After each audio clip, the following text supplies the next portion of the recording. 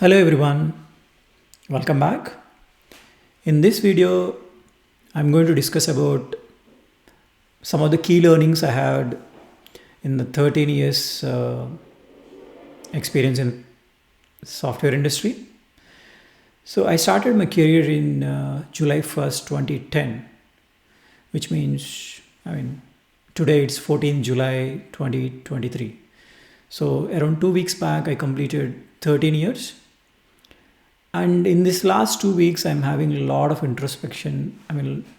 All this is this my career shaped well, or did it did I wanted this all along, or did I want something different, or etc. And among these 13 years, I like 9 years I was in India. I was working in Bangalore, 3 years in New Zealand, and last 1 year in Australia. So different learning experiences in different countries. So wanted to share my key points here. And also, as one of my favorite developers, Microsoft community member Scott Hanselman said, so like experience is like not countable, like as if you are doing the same work again and again, that does not mean any experience.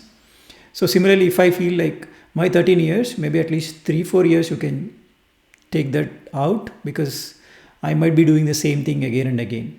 So I'm just sleepwalking that years.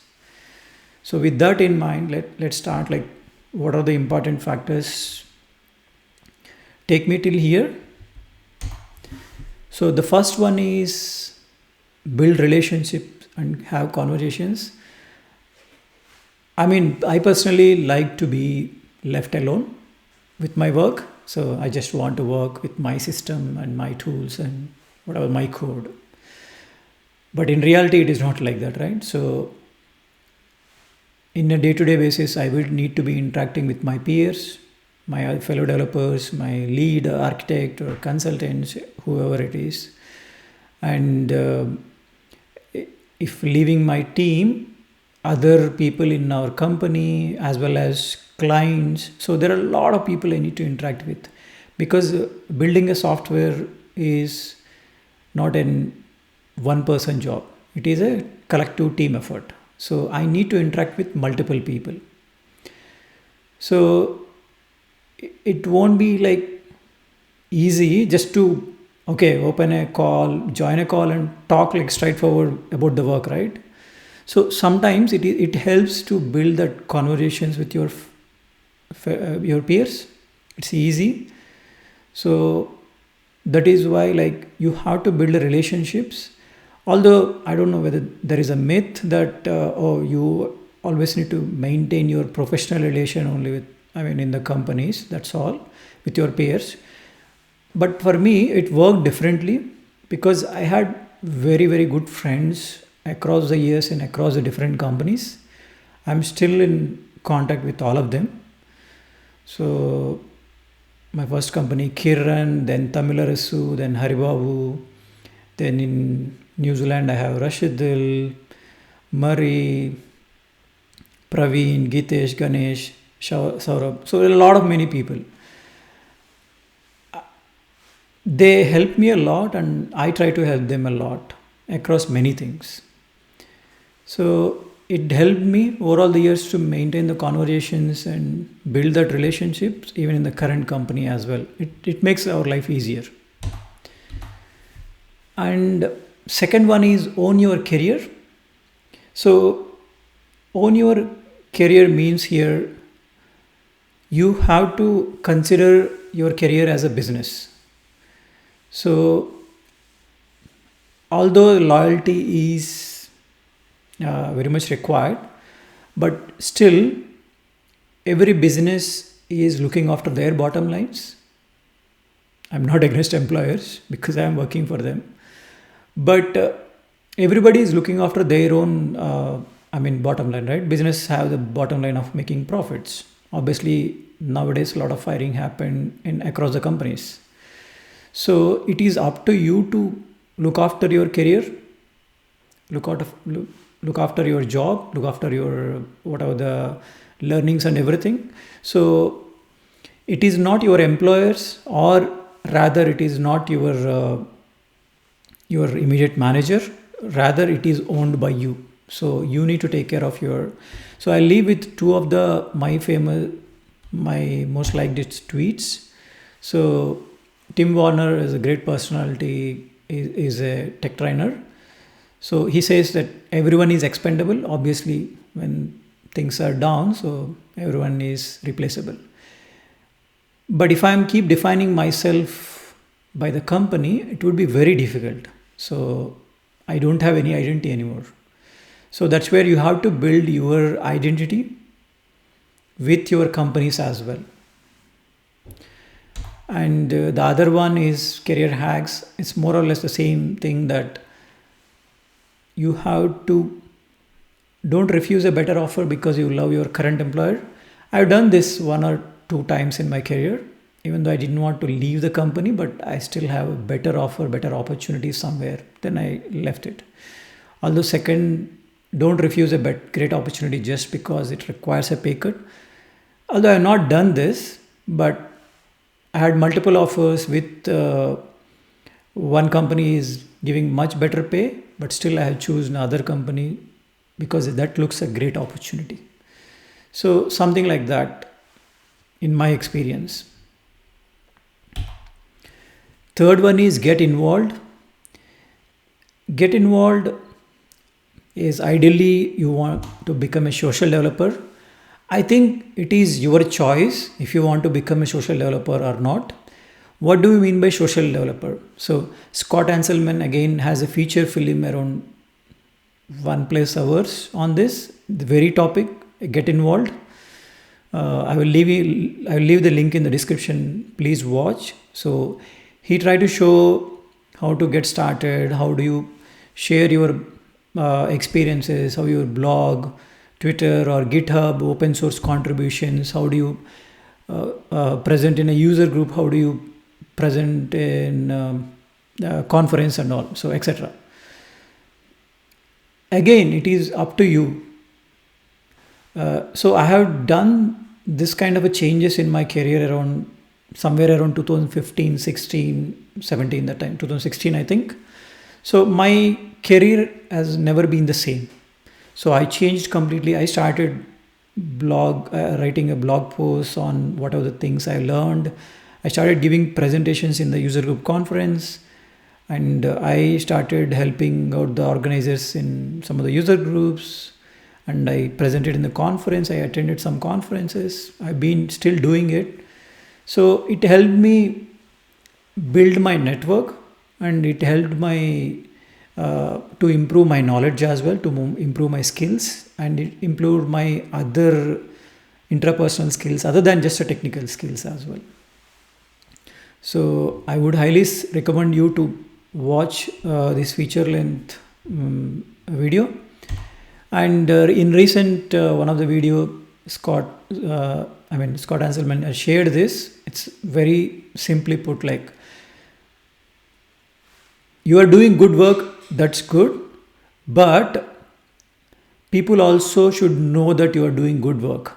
So you put out that good work so that it helps others as well.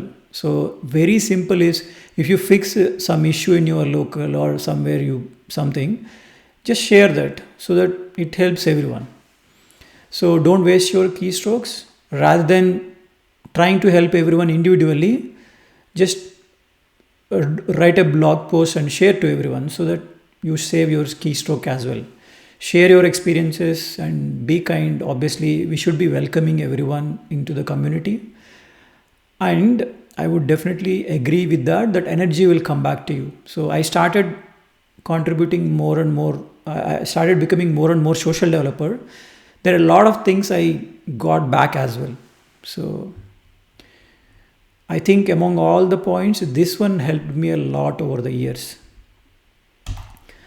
And fourth one is disconnect. It varies from people to people, but I mean, especially during the COVID time. So burnout and fatigue is real in software as well, because you keep working on the same things again and again. It's just exhausting. It is exhausting. So one thing helped me even from the starting of the career is I stuck on something I can't figure out. I need some break. I just go for a walk or a jog or a run. That's helped me over the years. Whenever I am stuck at something, I get most of my ideas or my clarity during that time. And it need not be just that you need to build some habit or something where you don't connect to these devices anymore, so that it helps you give a new perspective, and obviously it helps your physical or mental health as well. So I would suggest build a habit, whatever the habit. My habits mainly helps me is reading books as well as like walking or jogging. So that's my hobbies. Recently, again, it is just like a few days back, Scott Hanselman shared this, like how do you avoid burnout? That question. So you just need to disconnect. I mean, read whatever feels your. I think whatever feels your soul or your spirit, then that will free up you from the work. Even though we are working on technology, but still the technology becomes very much fatigue. So, and last one is, this is one of my favorite, take control of your finances. I think most of you might have felt that again during the COVID time, that some of you, I think initial time of COVID, there was a loss of jobs for a lot of people. And again, during COVID time, IT boomed a lot and there were a lot of jobs. I mean, a lot of hikes and everything. And again, now the it is slowing down. So a lot of projects are shutting down or stopping, or few let goes and all. Among all this, what did I learn is, not during the COVID period itself, we spend a lot of time learning about our technical skills, our work skills and all. We try to improve them a lot. But obviously this is all for earning. We need to make a living, right? But we spend very little amount on what we earn and why we are earning it, how we are earning it, how we are saving it. So there are like different things. So you just need to take care of your finances in a sense of like, how many of you know how to read your CTC completely, that cost whatever your package, yearly package, how much you get by hand, and how many of you able to read your pay slip and understand each and every deduction or each and every entry in that pay slip. And how many of you have an emergency fund? How many of you have an insurances other than your employers? How many of you have a term insurances? How many of you have an investment for your retirements? So there are a lot of questions to be answered. A lot of learnings need to be done. So again, I have done, I think around 2014, first 4 years I was also something like that. 2014 or 15, around that time I changed my finances. It is much better now. So I had a lot of learnings over the years, a lot of losses, a lot of learnings. So if you are in India, you want to get started on this finances, I would suggest there is a Fee Only India financial planners. There is a website, Fee Only India. I will leave the link in the description. So reach out to one of the financial advisor and maybe sort out your finances and understand or learn from them. It won't be much costly. So there is like fee only means they will just take your fee. There won't be any commissions. So it will be just a minimal fee, maybe around, it depends. Like it varies maybe from 15,000 to 35,000. So based on your income or based on whatever the parameters.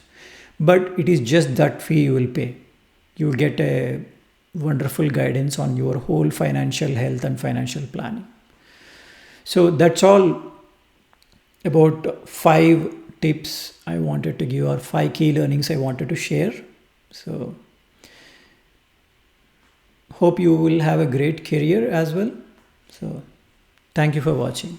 Have a good day.